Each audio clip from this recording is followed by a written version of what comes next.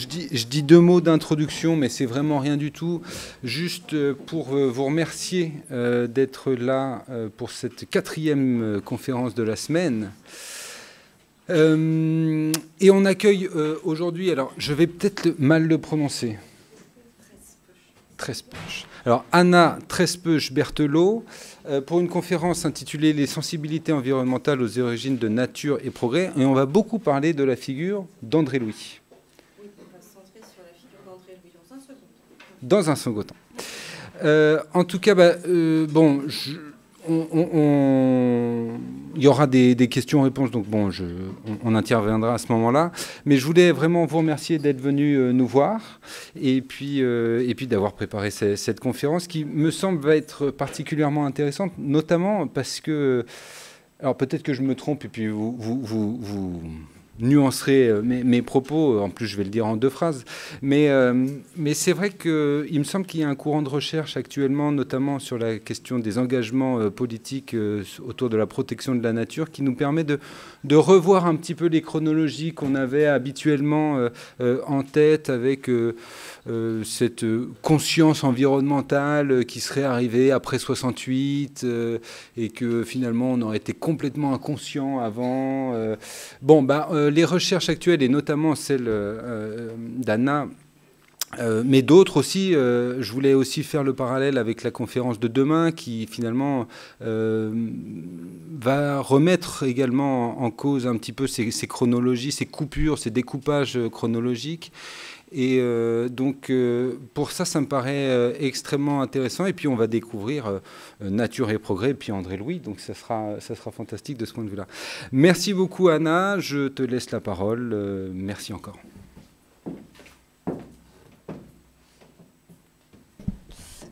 Ben, merci beaucoup pour cette invitation. Et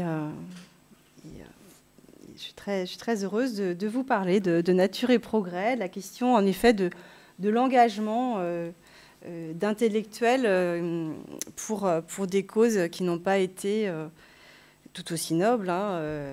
L'engagement dans la résistance, pour la guerre d'Algérie ou contre la colonisation. Il y a eu aussi des causes environnementales qui, en effet, sont très anciennes, qui remontent au XIXe siècle. Alors là, aujourd'hui, on va se concentrer sur l'entre-deux-guerres et puis les années 50-60, ce qu'on appelle la France des 30 Glorieuses. Mais évidemment, il y a des antécédents qui sont beaucoup plus anciens.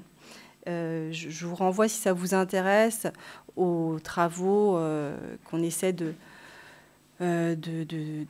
mettre à disposition du grand public de l'Association pour l'histoire de la protection de la nature et de l'environnement, qui dispose d'un site internet et qui voilà, la HPNE ou l'apnée que vous trouverez sur internet. Bien, alors, vous avez peut-être entendu parler en mai dernier du petit scandale qu'ont fait les étudiants d'AgroParisTech lors de la cérémonie de remise de leur diplôme. 8 jeunes ingénieurs agronomes qui venaient d'être diplômés ont utilisé finalement cette tribune pour clamer leur refus de suivre la voie professionnelle qu'on avait tracée pour eux. Et parmi leurs arguments, je cite, ils ont expliqué qu'ils voyaient que l'agro-industrie menait une guerre aux vivants et à la paysannerie partout sur Terre. Alors, quelque part, André Louis, ce vieux monsieur que vous avez ici sous les yeux, ce vieux monsieur, enfin, cet homme mature, est un petit peu leur grand ancêtre.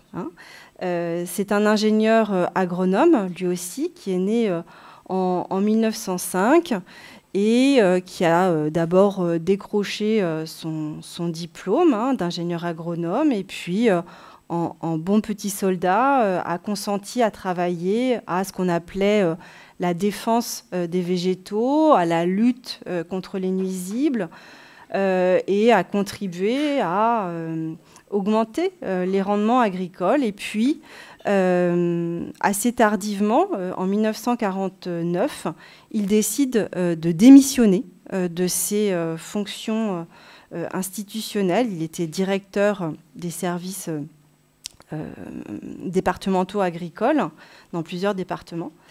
Il démissionne de ses responsabilités et il décide de se consacrer à explorer des voies alternatives. Et en 1964, cela débouchera sur la création de Nature et Progrès qu'il cofonde évidemment. Tout ça est une œuvre collective. Donc à deux époques, dans deux contextes évidemment différents, des agronomes sont sortis de leur tour d'ivoire, de leur domaine d'expertise, du cadre de leurs prérogatives scientifiques pour contester l'idéologie dominante. Ils se sont engagés au nom de valeurs, de convictions partagées, des convictions partagées, mais c'est vrai, très minoritaires dans la société de l'époque. Et donc, à ce titre, ils s'inscrivent dans une histoire des intellectuels. Une histoire des intellectuels, mais c'est vrai qu'ils sont restés dans l'ombre de savants, d'hommes de lettres qui, depuis l'affaire Dreyfus, se sont engagés dans l'arène politique stricto sensu, d'Émile Zola à Jean-Paul Sartre, en passant par Paul Nizan, Marguerite Duras. C'est vrai que l'historiographie des intellectuels a complètement oblitéré ces savants et ces intellectuels qui se sont engagés pour ce qu'on appelait la conservation de la nature.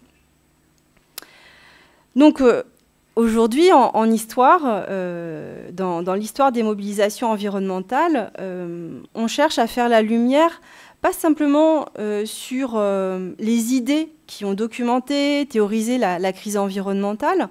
On a des corpus qui sont désormais bien fournis.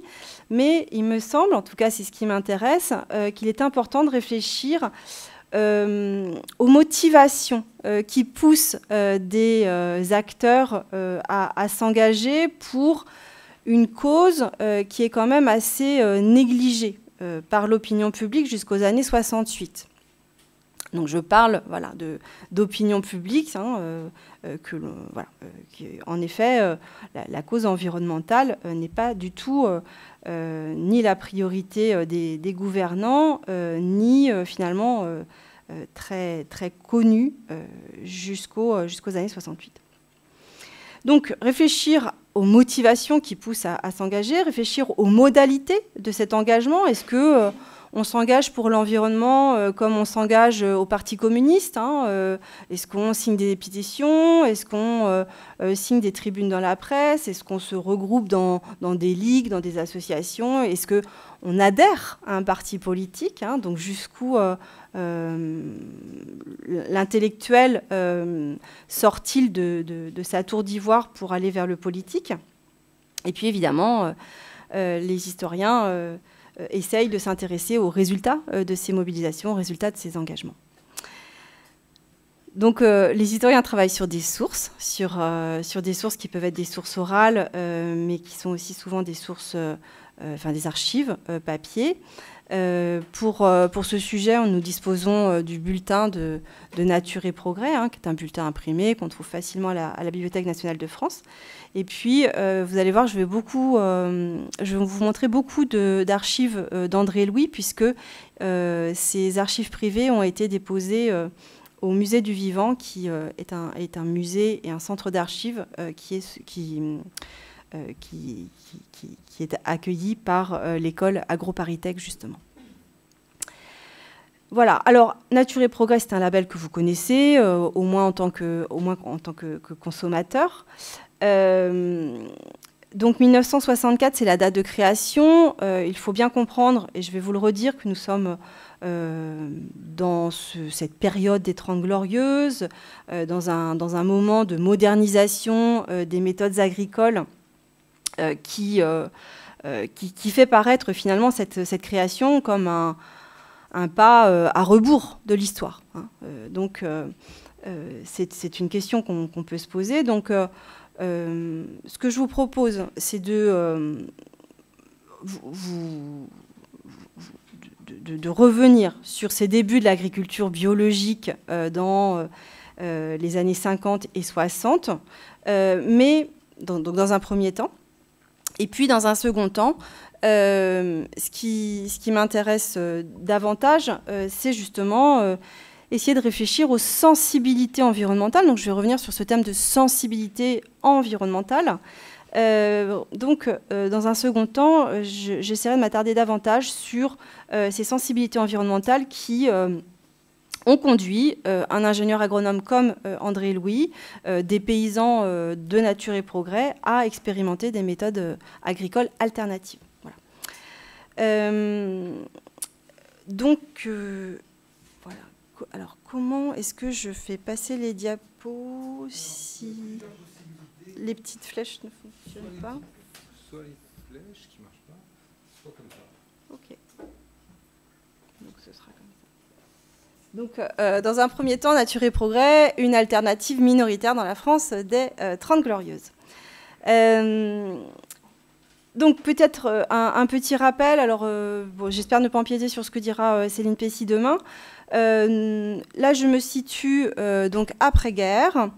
Donc après 1945, donc on sort de cette période extrêmement difficile. Le souci de la faim dans le monde est vraiment au cœur des missions des ingénieurs agronomes. Ce qui change après 1945, alors tout ça il faut évidemment le nuancer, c'est que cette question de la prise en charge de la faim dans le monde la prise en charge de cette question se décide à l'échelle transnationale dans des organismes comme l'ONU et en particulier par la FAO. Après 1945, nous avons encore une idéologie malthusienne dominante avec cette idée que voilà, on va manquer de ressources et face à cette croissance démographique mondiale exponentielle, voilà, comment va-t-on ajuster et donc la seule possibilité, enfin une des possibilités du moins, c'est d'augmenter justement ces ressources agricoles. Et puis, 1945, nous sommes à une époque aussi où les économies sont planifiées. Et donc, le travail paysan, dans ce cadre-là, son rôle économique, son rôle social, va être redéfini et imposé finalement par les États. Hein. Donc, ça, il faut avoir tous ces éléments de contexte en tête. Donc, cette question, la question de la modernisation agricole, elle est prise vraiment à cette échelle transnationale, en particulier dans une conférence à Hot Springs en Virginie. En mai-juin 1943, des experts internationaux se regroupent et réfléchissent à la manière dont on va pouvoir répondre aux objectifs en matière d'alimentation mondiale pour les décennies à venir. Et ces experts internationaux se mettent d'accord pour donc répondre à l'objectif de libérer du besoin en ressources alimentaires tous les peuples. Et donc la solution qui est préconisée et qui va être mise en pratique, c'est de lutter contre le protectionnisme. Hein, donc ça, ce sont les prémices de la mondialisation des années 80. Et autre méthode, c'est d'introduire les principes scientifiques dans le mode de production agricole. Et donc en France, cet impératif va être relayé par le plan Monet, en 1946, le plan Monet de modernisation et d'équipement, qui donne des objectifs extrêmement ambitieux pour la période qui ira de 1947 à 1950, hein, le premier plan, en termes d'augmentation des rendements agricoles et en termes d'équipement des agriculteurs en machines agricoles. Et ce que je veux rappeler ici, ce n'est pas le cœur de mon sujet, c'est que vraiment dans les milieux agronomiques, ces cet impératif de modernisation agricole est très soutenu. On le voit dans cette citation d'Albert de Molon, qui est le fondateur après-guerre de l'INRA, l'Institut national de la recherche agronomique. Et on voit bien la mutation qui s'opère. L'agriculture n'est plus, comme autrefois, un mode de vie, mais une véritable industrie biologique qui ne triomphera dans la lutte pour son existence que si elle sait mettre à son service les immenses ressources de la science. Donc les deux mots importants, c'est l'industrie et la science, qui vont être finalement les deux piliers de cette transformation du travail agricole en France. Et des agronomes comme René Dumont, vous voyez qui c'est, c'est cet ingénieur agronome qui est le cadet d'André Louis, justement, et qui sera le premier candidat écologiste en 1974. Ce même René Dumont, qui est jeune en 1949, publie un ouvrage intitulé « Les leçons de l'agriculture américaine ». Donc il y a une adhésion complète au modèle de l'agriculture productiviste américaine qu'on va importer en France chez Dumont à cette époque-là. Voilà. La politique agricole européenne accélère le processus en 1962. Je passe là-dessus. Mais cette transformation du monde paysan, il faut bien l'avoir en tête, puisque qu'est-ce que c'est? C'est l'usage de produits phytosanitaires, c'est la mécanisation, c'est le remembrement. Tout cela, évidemment, transforme de manière inédite les paysages. Ça a un impact inédit sur la faune sauvage, sur l'érosion des sols, sur la contamination des eaux. Et donc, les paysans, en devenant agriculteurs, puisque c'est la mutation qui s'opère, deviennent aussi pollueurs. Et donc, en tant qu'historienne, moi, la question que je me pose, c'est est-ce que tous ces paysans des années 40, est-ce qu'ils ont tous été sourds et aveugles aux risques environnementaux que la modernisation de leurs pratiques entraînait au second XXe siècle? Est-ce qu'il y a eu une apathie? Est-ce qu'il y a eu une absence de réflexivité environnementale? Alors non, il y a eu des alternatives sur lesquelles je vais essayer d'aller vite. Cette alternative, elle est notamment initiée dans l'ouest de la France, sur un territoire qui va des terres pauvres de Bretagne à celles un peu plus faciles du Maine-et-Loire. Et donc, c'est dans ce Grand Ouest qu'un réseau de paysans se forme autour d'un objectif qui est très minoritaire à cette époque-là. Il ne s'agit pas d'augmenter la productivité, mais il s'agit de rechercher des produits avec une meilleure qualité nutritionnelle. Ce sont les termes qui sont employés dans ces textes à l'époque. Et ils se regroupent dans le groupement des agriculteurs biologiques de l'Ouest en 1958. Justement, avec cet objectif que vous voyez ici. Donc ici, je rends hommage aux mémoires de Master 2 de Florent Rouziou, qui a beaucoup travaillé sur les archives municipales d'Angers. Et donc, je lui emprunte cette citation, tirée d'un tract du Gabot de 1959. L'agriculture biologique, je cite, a pour but de développer la véritable fertilité du sol, basée sur l'humus, donc l'humus, vous en reparlerez demain, et d'obtenir de hauts rendements en récolte et en bétail. Donc, malgré tout, il y a une recherche, c'est une autre méthode pour obtenir de hauts rendements, avec une qualité de produit et une résistance aux maladies que ne peuvent donner ni certaines pratiques négligentes d'autrefois. Donc ça, c'est un clin d'œil aux paysans d'autrefois qui ne faisaient pas forcément bien leur travail, ni les méthodes couramment utilisées aujourd'hui. Donc là, il se positionne donc en opposition aux méthodes productivistes qui se mettent en place à cette époque, donc à la fin des années 50. Rapidement, les figures de ce Gabot, il faudrait entrer dans le détail, mais alors je ne vous ai pas forcément... non, moi je me suis vraiment centrée sur André Louis, mais une figure très importante de ce Gabot, c'est Raoul Lemaire, qui est un négociant en blé, mais qui est né en 1884, donc c'est vraiment un vieux monsieur dans les années 50.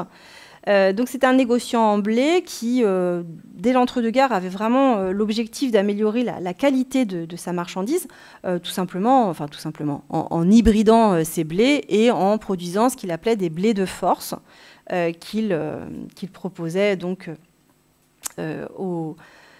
et donc c'est une méthode. Voilà, il proposait ces semences aux paysans de l'Ouest.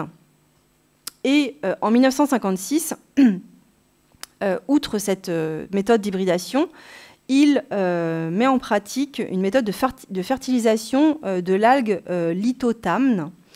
Le lithotamne, c'est une algue calcaire qui était déjà utilisée en fait, par les paysans bretons pour amender leur pâturage. Et elle est contenue dans le maerle. C'est un dépôt qu'on ramasse sur les plages bretonnes, qui est formé de coquilles et d'algues calcaires et qui est très riche en magnésium. Et donc, ça va être son fonds de commerce. Hein. Il va préconiser cela auprès des paysans et puis finalement produire lui-même son maerle qu'il va vendre aux paysans de l'Ouest. Donc, voilà, un négociant en blé avec, vous le verrez, un objectif très mercantile.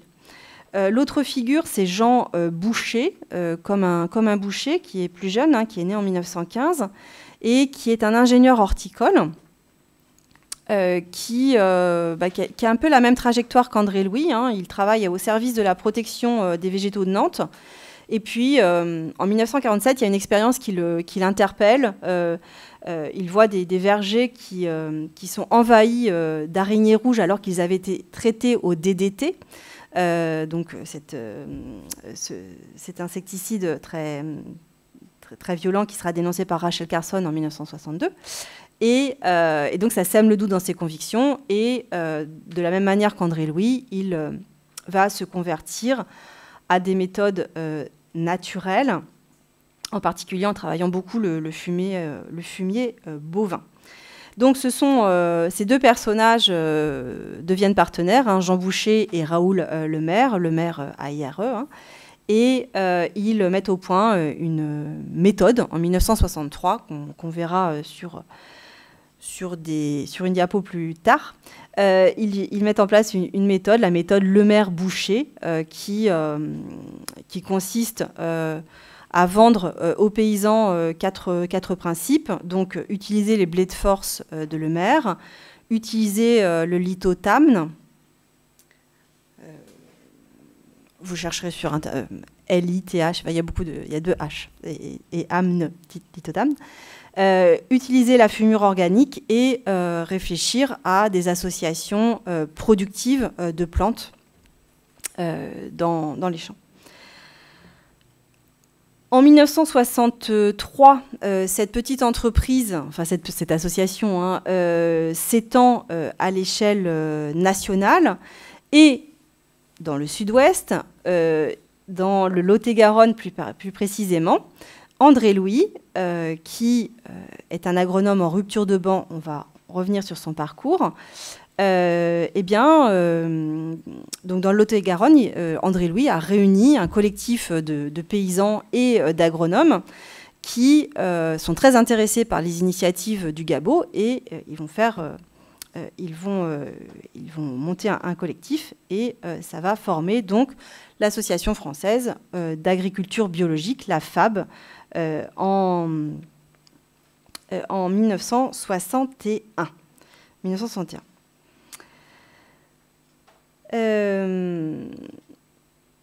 Donc, dans cette AFAB, il y a deux personnages, là encore, qui forment un binôme qui va être qui va porter le reste du groupe. Hein. C'est donc André Louis sur lequel on va revenir, et Matteo Tavera, que vous avez ici sur justement un cliché tiré des archives d'André Louis, tiré du site de Nature et Progrès, mais qui a emprunté au fond André Louis du musée du vivant. Matteo Tavera, c'est aussi un homme du sud-ouest. Hein, il est diplômé d'architecture, il a eu une carrière d'ingénieur à la SNCF et dans les années 1960, il se consacre à sa vigne et à ses vergers sur une propriété de Narbonne.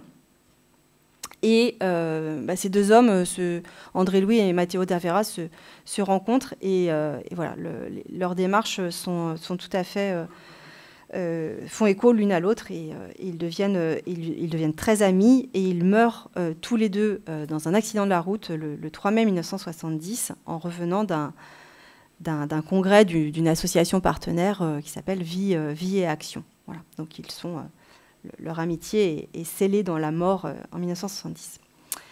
Et donc, au sein de cette AFAB, Association française pour l'agriculture biologique, les relations se tendent entre donc, notre duo Tavera-Louis, et donc, qu'on voit ici aussi, et le duo Boucher-Le Maire, puisque Tavera et André Louis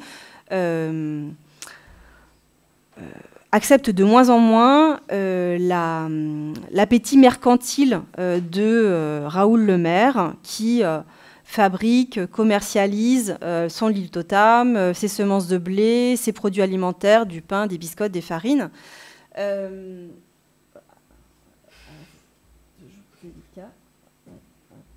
Voilà. Donc, je trouve que ces deux clichés montrent bien la dimension à la fois mercantile et de propagande, hein, mais qui caractérise aussi Nature et Progrès, de Le Maire Boucher. Vous voyez, ils interviennent sur des foires. Alors, ce sont des clichés qui sont plus tardifs. Hein, nous sommes dans les années 1970. Mais voilà, on voit bien cette tension. Par exemple, sur la caravane Le Maire de 1972, vous voyez donc SVB Le Maire, c'est la société qui a été créée par Le Maire, et avec ce sous-titre Culture biologique, la vraie. Donc, on est en 1972, on est donc 8 ans après la création de Nature et Progrès. Bon, il y a quelques tensions quand même entre ces deux représentants de l'agriculture biologique. Parce que, en effet, André Louis et Matteo Tavera fondent Nature et Progrès en 1964 en réaction à cette orientation économique voulue pour l'agriculture biologique par le maire Boucher. Raoul Le Maire disait, je cite, « Il n'y a pas de réalisation sans commercialisation ». Pour André Louis et Matteo Tavera, il s'agit avant tout de développer une agriculture biologique qui, on le voit ici dans un des premiers bulletins de Nature et Progrès, a pour objectif, je cite, « par tous les moyens appropriés de rechercher, étudier, expérimenter et faire connaître les techniques et la pratique en vue d'une amélioration biologique des terres cultivées et de leurs produits. D'éduquer par des réunions rurales et urbaines publiques et privées le monde producteur et le monde consommateur. » Ça, c'est très important. Il y a cette dimension de communication, mais de sensibilisation, mais vraiment dans un but d'éducation, voilà, d'éducation, de sensibilisation. Donc, de les informer sur les avantages des moyens non chimiques susceptibles de mettre à la disposition de l'agriculture et de la vie. Alors, on va revenir sur cette notion de vie, hein, qui renvoie à toute une philosophie. Le dynamisme ou toutes les forces de la nature, avantages qui seront recherchés sur les plans techniques, sanitaires et économiques. Donc, il ne s'agit pas simplement, et je vais essayer de le montrer, de donner des conseils techniques, mais il s'agit aussi de réfléchir à la santé d'une population et de réfléchir à un autre modèle économique. Donc, c'est ce qu'ils font. À partir de 1964, Nature et Progrès ne cesse de collecter des informations. Donc, il y a vraiment un travail d'étude, d'échange beaucoup avec l'étranger. Et donc, ils font beaucoup de voyages. Donc, je vous ai choisi un voyage, le voyage en Hollande de 1965. Donc, ici, voilà, c'est pour illustrer ces voyages d'études que les membres de Nature et Progrès font à l'étranger. Donc, ils visitent des fermes. Ils voient comment on fait de l'engrais vert, comment les Hollandais font du compost, ce que ça donne sur les cultures fourragères, ce que ça donne sur la culture de la betterave. Et voilà. Donc, les voyages sont un moyen d'échanger, d'apprendre sur les techniques. Et ce ne sont pas de doux rêveurs, hein, c'est-à-dire que vraiment dans le bulletin de Nature et Progrès, ils collectent des chiffres sur les rendements obtenus avec tel procédé, ils comparent avec d'autres procédés. Donc il y a vraiment une réflexion agronomique extrêmement sérieuse et technique. Et puis, donc, on l'a vu, il y a vraiment cette mission d'éducation dans les statuts de l'association, donc éducation auprès des agriculteurs. Voilà, c'est ce genre de tracts qu'ils rédigent et qu'ils font circuler dans les réseaux paysans. En opposant cette agriculture chimique à ces méthodes d'agriculture sans produits phytosanitaires. Et voilà, Nature et Progrès, totalement indépendante, n'a rien à vous vendre. Bon. Donc, nous sommes voilà, c'est un tract que je n'ai pas réussi à dater, mais voilà.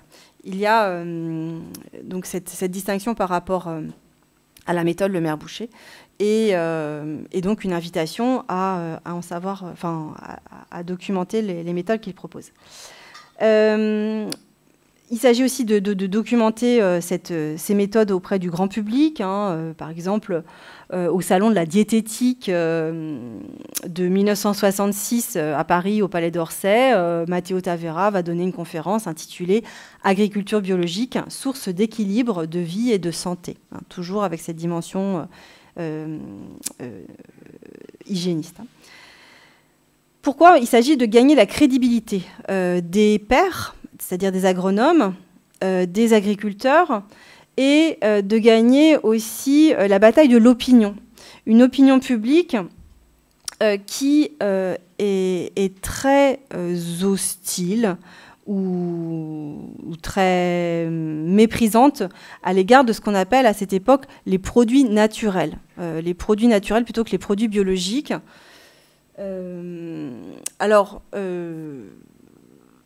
On en parle finalement. Donc moi, je m'étais focalisée sur le journal Le Monde pour essayer de voir un petit peu ce qu'on disait de l'agriculture biologique dans les années 60-70. On ne trouve pas grand-chose en réalité dans les années 1960. C'est tellement embryonnaire qu'il y a peu de choses. En revanche, dans les années 1970, avec voilà, l'émergence du mouvement néo-rural et puis aussi... ça, je ne le dirai pas, mais Nature et Progrès va se raccrocher au mouvement écologiste dans les années 1970. Donc, bon, les méthodes d'agriculture biologique sont un peu mieux connues et voilà, prêtes à discussion, mais sont vraiment très discréditées. Donc, dans les articles, qu'est-ce qui est dit? On dit que voilà, les agriculteurs biologiques cultivent des nouvelles espèces pour semer en fait le doute dans le goût du consommateur, qu'ils exagèrent l'utilisation des produits chimiques dans l'agriculture conventionnelle pour se faire mousser, quoi, et que voilà.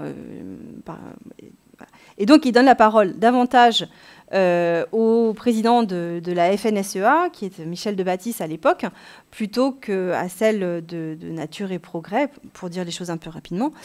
Et donc, voilà, en 1977, hein, donc c'est beaucoup plus tard, il rapporte les propos, enfin, Le Monde rapporte les propos de Michel de Bâtis, qui dit, voilà, on parle beaucoup de l'agriculture biologique, pour faire consommer des produits de bien méchante qualité souvent. Croit-on que les agriculteurs, eux-mêmes consommateurs de leurs produits, se laissent aller sans raison à des abus d'engrais chimiques?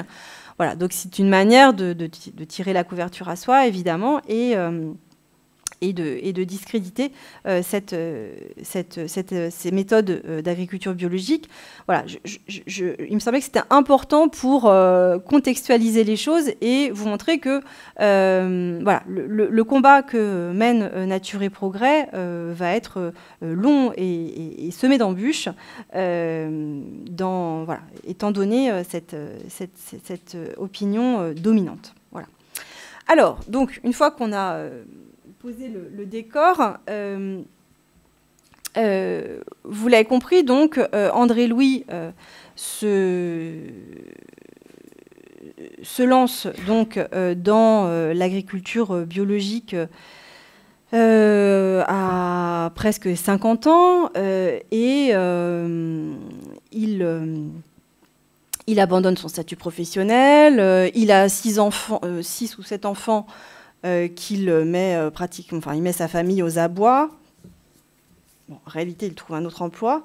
Il s'agit d'un engagement qui est quand même assez fort. Et donc, la question évidemment qu'on peut se poser, c'est qu'est-ce qui l'a poussé à se convertir, quelles sont les motivations qui le poussent à renoncer au confort de son statut institutionnel et à prendre fait et cause pour un autre mode de culture de la terre à une époque où c'est complètement à contre-courant. Voilà. Donc, ici, petite pause méthodologique. Je pars donc en quête des sensibilités environnementales d'André Louis en amont de la création de Nature et Progrès en 64. Tout ça infuse dans sa biographie, dans sa trajectoire. Et donc, je vous parle à la fois de sensibilité et je vous parle d'environnement. Je vous parle d'environnement à une époque où le terme n'est pas employé, n'existe pas, ne fait pas écho dans la bouche ni dans les oreilles des Français. Est-ce qu'en tant qu'historienne, j'ai le droit de faire ça? Voilà. Est-ce que les historiens ont le droit de parler de notions qui n'existent pas pour les contemporains? Alors, la notion d'environnement, vous le savez peut-être, finalement, elle est un petit peu... c'est un anglicisme, et elle est un petit peu utilisée par le géographe français Vidal de la Blache en 1912. On trouve une mention dans ses écrits. Il réfléchit, je cite, à la notion de milieu, virgule, d'environnement selon l'expression anglaise. Autrement dit, l'environnement, ce serait l'équivalent anglais de la notion de milieu. Donc voilà, il y a cette petite incursion en 1912, et puis cette notion d'environnement reste dans la langue anglaise, et en français, elle tombe en désuétude, parce que, par exemple, les historiens des annales vont plutôt parler de milieu, et les géographes français aussi. Alors, donc, il faut vraiment attendre le début des années 70. Donc, André Louis, il est mort. Il est mort en 1970 dans son accident de voiture.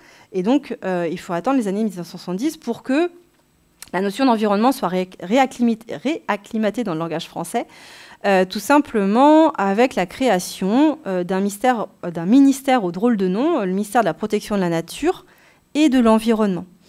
C'est un ministère donc, qui, vous le savez, est créé pour la première fois en janvier 1971. On a célébré ses 50 ans l'an dernier. Et ça répond donc à... Je crois que je n'ai pas mis la citation. Non, j'ai pas. Ça répond donc... bon, bref, ça répond à une requête du Premier ministre Chaban-Delmas dès 1969 si c'est quand même intéressant, qui met derrière cet environnement, cette notion d'environnement, des choses qui ne sont pas celles que l'on mettrait derrière cette notion aujourd'hui. Donc en 1969, dans une lettre publique, le 24 octobre, Chaban-Delmas, qui est Premier ministre, réclame, je cite, « un programme d'action propre à assurer une maîtrise plus grande de l'environnement qui est mis entre guillemets ». Ça dit bien le caractère incongru de cet usage, par les moyens notamment de la lutte contre les nuisances, de la réduction du bruit, de l'élimination des déchets, de la sauvegarde des sites et des paysages, de la protection des grands espaces naturels, etc. Autrement dit, lutter pour l'environnement, c'est lutter contre le bruit, lutter pour l'élimination des déchets, sauvegarder les paysages et lutter contre les nuisances, notamment les nuisances industrielles, donc la pollution. C'est ça voilà. Bon, donc, pour trancher cette question, nous sommes bien d'accord que la notion d'environnement n'existe pas dans les années 50-60 dont je vais beaucoup parler, et pourtant je vais vous parler d'engagement environnemental et de sensibilité environnementale d'André Louis, parce que l'historien ne peut pas se borner à une approche nominaliste des concepts. C'est un historien et donc un enquêteur. Et donc, la méthode, c'est de partir sur les traces de ces notions, évidemment, en prévenant tout anachronisme et en cherchant à bien restituer l'univers mental, intellectuel, dans lesquels, en l'occurrence ici, les hommes et les femmes ont pensé leur rapport à l'environnement. Donc, même si l'environnement n'était pas une notion, n'était pas une catégorie de pensée, et c'était certainement pas la même que la nôtre aujourd'hui, justement, l'historien, son devoir, c'est d'essayer de voir ce qui... justement, quelle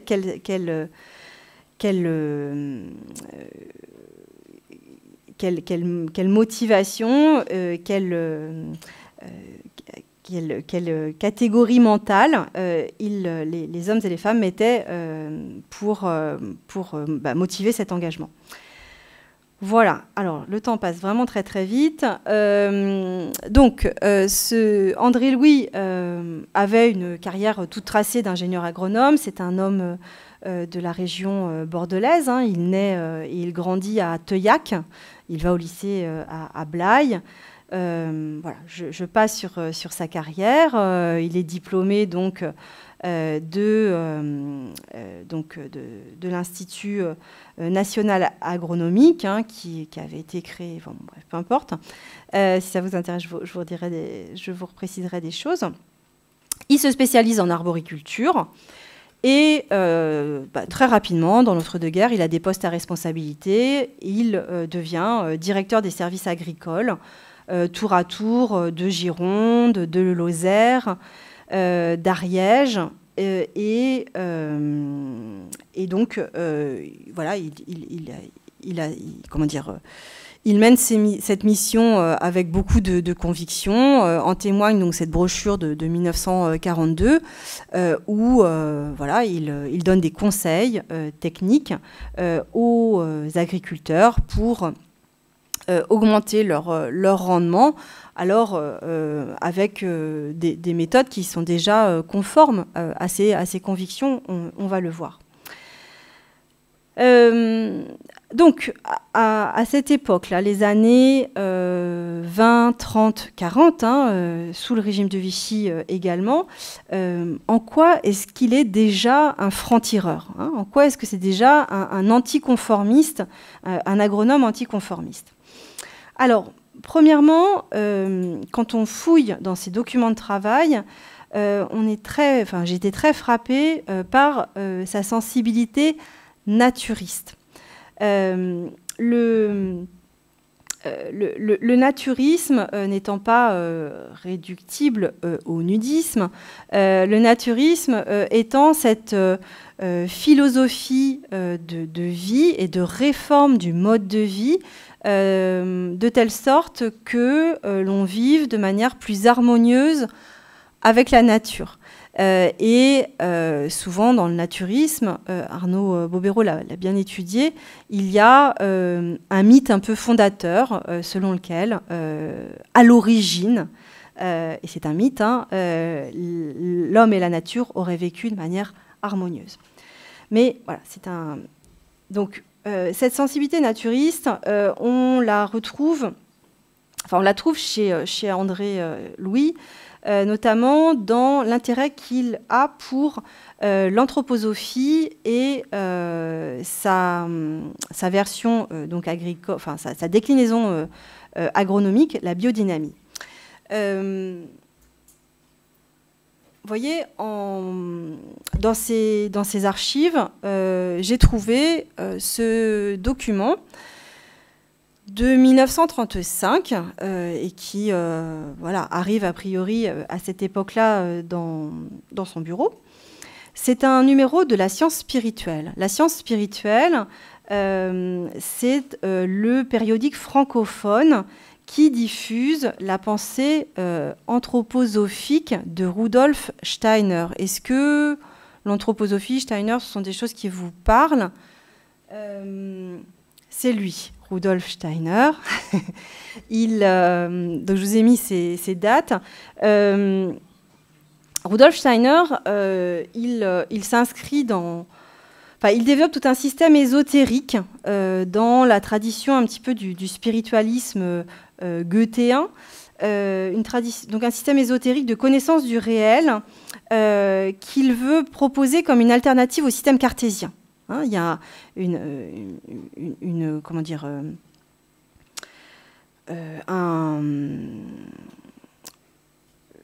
un soupçon à l'égard de la science positiviste du XIXe siècle, qui est vraiment au fondement de la démarche de Steiner. Et donc, il propose... voilà, c'est tout un système dans lequel il montre qu'il y a des forces invisibles qui relient le monde matériel au cosmos. Et donc, c'est vraiment un système ésotérique. Il multiplie les approches pour accéder à ce qu'il appelle la conscience de l'unité suprême. Et donc, il va aller voir du côté de la pédagogie, du côté de l'agriculture, du côté des pratiques artistiques. Et dans ce numéro de la science spirituelle, eh bien, ce numéro de la science spirituelle est consacré à la méthode biodynamique en agriculture. La méthode biodynamique en agriculture, elle a été en fait mise au point par Ehrenfried Pfeiffer, qui est son disciple, et qui est voilà, un physicien qui, après la mort de Steiner, va essayer de traduire dans les pratiques agricoles le système ésotérique anthroposophique. Et donc, voilà. Et il va donc il va donc faire paraître un ouvrage en 1937, Die Fruchtbarkeit der Erde, qui est traduit, vous le voyez, en 1966 dans un premier temps, avec une préface d'André Louis. Donc cette affinité d'André Louis pour l'anthroposophie et les méthodes biodynamiques. Les méthodes biodynamiques, c'est pareil, ce sont des choses que vous connaissez un petit peu. Bref, on fonctionne avec le système, avec les cycles de la Lune, etc. Donc cette affinité d'André Louis pour les méthodes biodynamiques, eh bien, elle n'est pas... il la poursuit et il l'approfondit des années 30 jusqu'à sa mort. Donc, ce qui m'intéresse ici, c'est que là, André Louis entre en résistance non seulement contre les fondements occidentaux de la science, en particulier la science agronomique, mais aussi contre le système de profit capitalistique. On le voit en particulier dans cette préface à la traduction de l'ouvrage de Pfeiffer. Il écrit « La méthode biodynamique comporte notamment l'emploi de préparations étrangères à toute idée de profit et que les inventeurs voulaient pour cette raison non commercialisables. Préparation littéralement biodynamique, capable de capter au profit de l'homme par l'intermédiaire de produits minéraux, de plantes médicinales et de produits animaux appropriés des forces telluriques et cosmiques incommensurables, bienfaisantes et gratuites, mais systématiquement ignorées de la science officielle dont il prend le contre-pied. » Voilà, donc il y a cet intérêt pour la biodynamie. André Louis est aussi un protecteur de la nature très tôt. Il se définit, je cite, comme quelqu'un qui aime passionnément la nature, qui essaie de la comprendre et de la respecter, et qui est, je cite, effaré de l'incompréhension des élites à son égard. Donc là aussi, défiance par rapport aux décideurs, et c'est une citation qui date de 1962. Sa passion, elle est vraiment enfouie dans son enfance, où il a beaucoup observé les oiseaux, les insectes, les petits mammifères dans les vignobles de son enfance. Et dans l'entre-deux-guerres, déjà, il milite pour la protection des oiseaux. Et par exemple, dans dans cette brochure de 1942, non, j'ai pas remise. Bon, je vous la remets. Dans cette brochure de 1942, il explique vraiment aux agriculteurs de l'Ariège qu'il ne faut pas... ça, c'est vraiment une marotte depuis le 19e siècle, qu'il ne faut pas... Il faut apprendre aux enfants à ne pas aller dénicher les œufs des oiseaux, parce que les oiseaux sont nos amis, ce sont des auxiliaires de l'agriculture, et surtout les oiseaux insectivores, qu'il faut protéger les oiseaux contre les prédateurs, les nourrir l'hiver, etc., etc. Et il encourage même les agriculteurs à créer un syndicat de défense contre les ennemis des cultures et un syndicat de protection des oiseaux. Donc c'est un protecteur de la nature qu'il met en œuvre également. Et vous voyez, donc, par exemple, dans cette petite brochure, il reproduit des planches de Godard, qui est vraiment l'illustrateur phare d'un ouvrage qui s'intitule « Les oiseaux nécessaires à l'agriculture, à la sylviculture, à la viticulture, à l'arboriculture et à l'hygiène publique ». Et sa première publication, c'est 1917. Donc André Louis réintroduit, là, dans cette petite brochure de 1942, ces planches pour sensibiliser les paysans à la protection des oiseaux. Et puis, c'est aussi un franc-tireur parce que c'est un agronome qui défend l'exploitation familiale. Et en particulier, là encore, il faut être très, très nuancé, mais rappelez-vous quand, sous le régime de Vichy, il est donc directeur des services agricoles, et donc il doit obéir aux ordres du gouvernement de l'État français. Et parce que moi, ce que j'ai trouvé, en tout cas, le point sur lequel il est d'accord avec Pierre Gaziot, qui est donc le secrétaire d'État à l'agriculture, c'est l'idée qu'il faut préserver les petites exploitations familiales autosuffisantes, et que ce modèle agricole est le modèle qu'il faut soutenir et encourager. Et on le voit un petit peu dans cette archive. Donc, il reçoit le programme agraire du gouvernement aux paysans du Poitou. Et vous voyez qu'il souligne, il surligne le petit passage, notamment, qui dit que une étude a montré des études allemandes et suisses ont montré que la petite culture est plus productive que la grande. Et donc, dans sa critique du système économique capitaliste, il y a cette défense du monde paysan traditionnel, et la petite exploitation familiale, c'est certain, et on retrouve dans les écrits Nature et Progrès. Voilà, donc il y a des prémices, il y a des fondations à sa rupture institutionnelle de 1949, sur laquelle je ne reviens pas, mais qu'il formule de manière très claire dans cette préface à Pfeiffer en 1966. Il dit, voilà, « J'eus la conviction sincère et profonde que c'était tous ces non-conformistes qui avaient raison et les fondateurs de l'agronomie moderne et officielle qui avaient tort. J'avais perdu la foi, ou plutôt j'avais changé de foi. Autrement dit, je m'étais converti à l'agriculture biologique. » Donc, voilà, il démissionne et il revient en Gironde, et il occupe un modeste poste de professeur d'arboriculture fruitière et de viticulture au lycée agricole de Bordeaux-Blanquefort. Voilà. Et c'est là qu'il va continuer, c'est là il sera à la retraite avant 1970.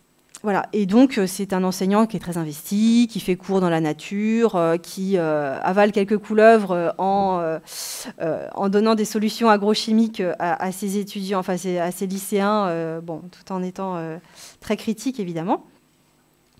Et donc il passe donc beaucoup de temps à lire, à se documenter, à essayer d'approfondir donc ses intuitions, à la fois naturistes et en termes de protection de la nature. Donc en termes de protection de sa sensibilité protection de la nature, il l'approfondit notamment en fondant une association française de la section girondine de l'association française de zoologie, qui a pareil, une mission de sensibilisation à l'adresse en particulier du monde agricole. Vous voyez, bon, le premier tract, hein, agriculteurs, viticulteurs, jardiniers, si vous êtes là d'une lutte de plus en plus absorbante et de plus en plus coûteuse, parce que c'est ça aussi, hein, c'est cette indépendance perdue du monde paysan, contre les parasites. Si vous approuvez notre action en faveur des techniques plus simples, de la lutte biologique, de la protection de la nature et des animaux sauvages, amis et auxiliaires de l'homme, adhérez donc à l'Association française de zoologie. Il amasse de la documentation, il suit notamment beaucoup... 4 minutes. Et il suit beaucoup les travaux de l'Union internationale pour la protection de la nature, sur laquelle je peux revenir. Donc il y a dans ces papiers, voilà, on sent que ça interagit avec la réflexion qu'il a. Il correspond avec des savants du Muséum national d'histoire naturelle. Et là encore, on voit bien dans ces papiers qu'il est assez précurseur, comme sans doute un certain nombre de ses collègues, en tout cas de ce réseau-là, de Lemaire Boucher et de Nature et Progrès. Mais par exemple, il identifie bien en 1956 une étude californienne sur les répercussions, je cite, de l'utilisation des produits antiparasitaires sur la vie sauvage. Et donc, c'est un travail, c'est une enquête scientifique qui a été menée sur les conséquences du DDT. Voilà, on est en 1956, encore une fois, on est bien 6 ans avant Printemps silencieux. Voilà, je pourrais dire beaucoup de choses là-dessus. Et puis, peut-être des choses que vous approfondirez demain. Il approfondit aussi... sa sensibilité naturiste, c'est-à-dire cette idée qu'il faut absolument réformer notre mode de vie. Ça passe par l'alimentation, ça passe par le vêtement, ça passe par la gestion du sommeil. Et donc ça passe, qui dit alimentation, dit aussi agriculture. Et donc il se rapproche notamment du docteur Jacques William Bas, BAS, qui, dès les années dès la fin des années 40, début des années 50, promeut la médecine homéopathique et montre la corrélation entre la dégradation de la qualité des produits alimentaires et l'aggravation des problèmes de santé. Pour lui, dans tous ses écrits, le mettent en lumière. Et en 1952, le docteur Bas, BAS, crée l'association française pour une alimentation normale. L'alimentation française pour une alimentation normale, ça fait partie de ces réseaux alternatifs des 30 Glorieuses, la FRAN. Et André Louis est aussitôt adhérent dès 1952 et il va entretenir une correspondance très approfondie avec le docteur Bas, qui va beaucoup soutenir Nature et Progrès dans les années, à partir de 1964, on le voit dans sa revue Sol et Vitalité, qui prend un autre nom, c'est la revue de la FRAN, l'alimentation normale. C'est le nom de son bulletin. Voilà. Et donc, André Louis s'inscrit vraiment dans tous ces milieux qui sont précurseurs de l'agriculture biologique. Vous verrez, je pense, demain, la figure d'André Beer, qui milite pour la défense de l'humus dès la fin des années 1940 et qui est membre de la FRAN. et avec lequel André Louis travaille main dans la main. Voilà. Et puis, dernière association un petit peu confidentielle, ce sont les Amis de la haie fruitière Boucher-Thomas, qui est créée en 1949 à Angers, et qui promeut à l'origine une technique de haie fruitière inclinée, et ça permet une meilleure productivité. Et donc, dans cette petite association des Amis de la haie fruitière Boucher-Thomas, il y a aussi cette sensibilité naturiste, cette réflexion sur les questions de santé et en relation avec les méthodes de production agricole. Voilà, dans ce réseau également, André Louis, eh bien, de plus en plus, se convertit finalement au militantisme. Voilà. Donc, en conclusion, Nature et Progrès est issu de cette sécession, et bon, j'ai essayé de montrer un petit peu le halo le halo à la fois de personnes, d'associations qui en fait forment un négatif du mouvement de modernisation agricole dans les années 50-60. Et on voit bien dans cette citation d'André Louis qui figure dans le numéro 1 de Nature et Progrès, qu'il ne s'agit pas simplement de promouvoir des méthodes agronomiques, mais qu'il s'agit de partis pris moraux, idéologiques, hygiénistes, qui s'agrègent et qui eh bien, sont le moteur de l'engagement, de la mobilisation de cet homme et de ses comparses. Je vous laisse donc méditer sur cette citation. Il ne peut y avoir de progrès réel et surtout de progrès durable, conforme aux besoins de la nature humaine, que dans le respect absolu des lois naturelles, car la nature est plus ancienne et plus forte que l'homme, et il est vain de vouloir la soumettre, comme on le fait aujourd'hui, par des méthodes violentes. Voilà. Je m'arrête là. Merci pour votre attention.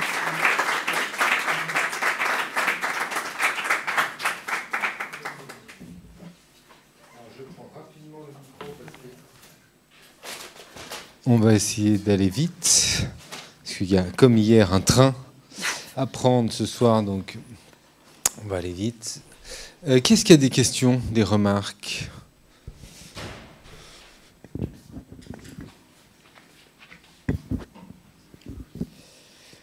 Moi, c'est que la biodynamie, du coup, c'est un peu l'origine de l'agriculture bio en France, et aujourd'hui, enfin, oui. C'est en lien. Pas seulement en France. Oui, mais c'est en lien. Et c'est qu'aujourd'hui, en fait, c'est quelque chose qu'on a complètement mis un peu sous le tapis et qui est quasiment plus en lien, en fait. Qui n'est plus pratiqué ? Oui. Oh, bah, si. Non, pas plus pratiqué, mais ce que je veux dire, c'est... La question, en gros, c'est pourquoi est-ce qu'aujourd'hui, la biodynamie, c'est quelque chose qui est beaucoup moins mis en avant. Et comment au début, c'était un moteur, et puis au final, c'est quelque chose qui a été mis complètement à côté. Moi, je ne suis pas sûre que ce soit mis à côté, parce que, vous savez, le label Déméter, ouais. C'est vraiment le label qui valide le cahier des charges de la biodynamie. Et donc, je ne connais pas le dynamisme de ce label, mais moi, je ne suis pas sûre que ce soit... en tout cas, en viticulture, c'est très utilisé, la biodynamie. Donc, moi, il ne me semble pas que ce soit tombé en désuétude. Ouais. Après, peut-être la philosophie qu'il y avait derrière, oui, a été sans doute un peu perdue au profit d'un cahier des charges purement technique. C'est peut-être ça que vous vouliez dire. C'est vrai que je n'ai pas pensé oui. C'est vrai qu'en général, l'agriculture bio, on parle beaucoup. Quand on parle d'agriculture biologique, aujourd'hui, on parle peu de biodynamie. Ah oui. Moi, je ne suis pas sûre, mais il faudrait vérifier. Oui. Moi, je comprends ce que veut dire mon camarade. Je viens d'un lycée agricole et toutes les pratiques qui sont non conventionnelles sont apprises comme des méthodes presque révolutionnaires, alors que de ce que vous nous avez dit là, en fait, c'est des méthodes qui sont déjà promues depuis des années et des années, qui semblent en fait avoir été oubliées pour que nous, aujourd'hui, on nous dise ça en mode hey, on peut peut-être faire ça aussi, comme si c'était révolutionnaire. Oui, et à la fois, on vous le dit, ce qui est quand même un énorme progrès. C'est-à-dire que André Louis, quand il enseigne dans son lycée à Blanquefort, il doit servir la soupe conventionnelle. Et donc voilà, après avec un regard critique. Mais ça pose la question, et ça c'est vrai que c'est un vrai sujet, j'ai peut-être une collègue qui va travailler dessus, ça pose la question de l'enseignement de l'agronomie. Alors c'est un continent à explorer. Il y a un BTS qui est créé donc, au début des années 70, je sais plus, 73 ou 74, c'est un BTS protection de la nature, pour dire les choses un petit peu vite, donc en Haute-Vienne, enfin dans le Limousin, qui est créé et qui va semer un petit peu le trouble dans ses convictions de transmission de savoir agronomique conventionnel. Mais voilà, je dirais que si dans les années 2020, on propose des méthodes alternatives dans les lycées agricoles, c'est un grand pas qui a été franchi. Mais c'est une histoire vraiment au long cours, oui. D'autres remarques, d'autres questions? Moi, j'ai une question sur son rapport à la critique sociale, en fait. Oui. Peut-être si tu peux développer en rapidement, mais d'où vient... Elle est de quelle inspiration, sa critique sociale? On la sent un petit peu romantique, un truc pour aller très vite. Mais par exemple, c'est quoi son rapport au marxisme? Alors, ça c'est quelque chose c'est un point qu'il faut que j'approfondisse. Mais ce qui est certain, c'est qu'il y a une très grande prudence à l'égard des positionnements politiques. C'est-à-dire qu'en tout cas, quand Nature et Progrès est créé en 1964, et donc les premières années jusqu'à la mort de Tavera et André Louis, ils sont très timorés à l'égard de toute critique du système.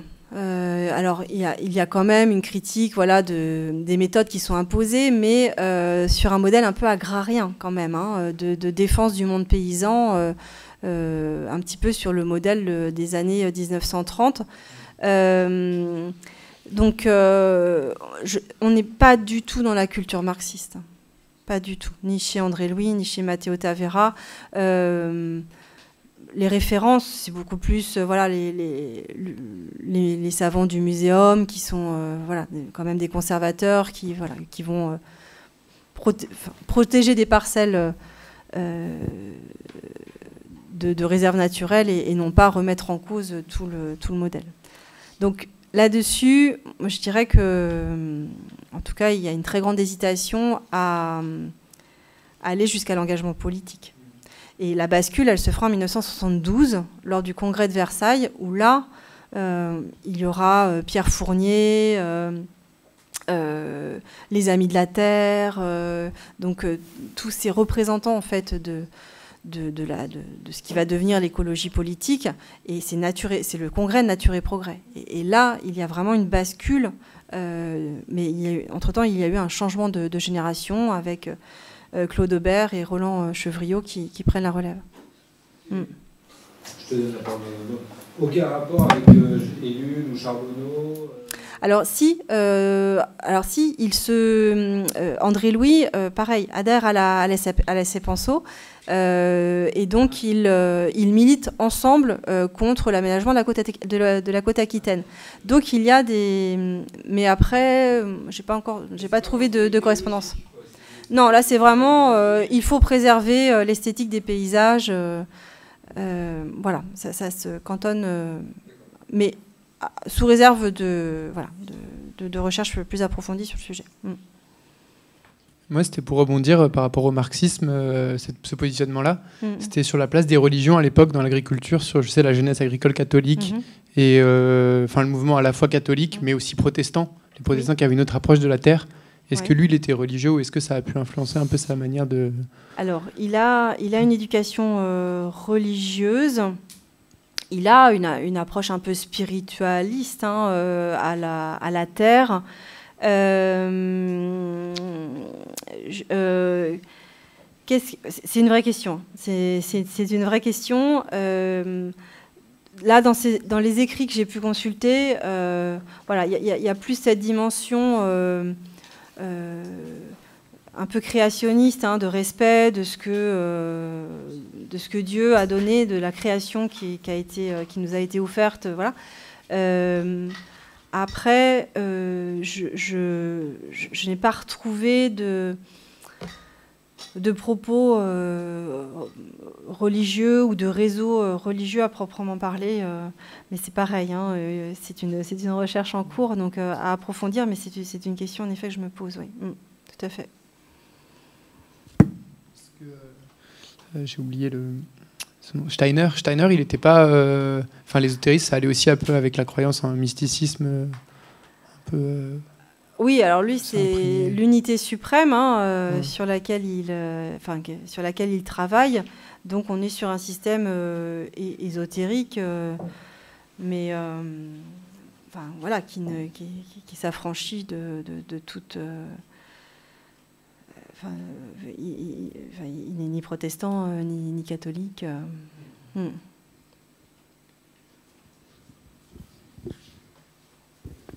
Si c'est juste pour rebondir un peu sur cette question, est-ce que dans tout ce qui était les pratiques biodynamiques et des fois des méthodes et tout ça, est-ce qu'il y a eu des suivis, des recherches autres que seulement des ressentis Ah oui, bien sûr. Okay. Quand je vous parle de Pfeiffer,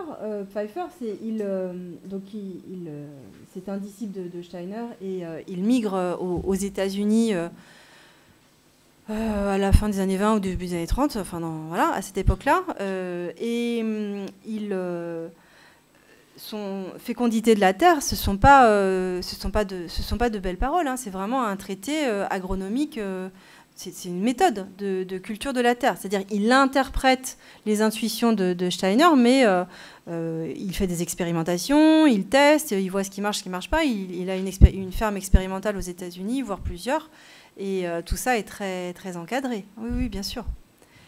Donc, Steiner qui n'était pas du tout agronome. Ah non, Steiner, ça n'a rien à voir. Mais vraiment, le maître de la biodynamie, c'est Pfeiffer, c'est pas Steiner. Ouais. Ok. D'autres questions, remarques? De toute façon, on n'a plus le temps. Donc, on va s'arrêter là. Non, je rigole. C'est-à-dire que si vraiment il y a une dernière... c'est pas super marrant, d'ailleurs. S'il y a une dernière remarque, on la prend. Mais il n'y en a pas. Oui, n'hésitez pas. N'hésitez pas, on a un petit peu de temps. Pas trop. Eh bien, merci beaucoup. Merci à vous.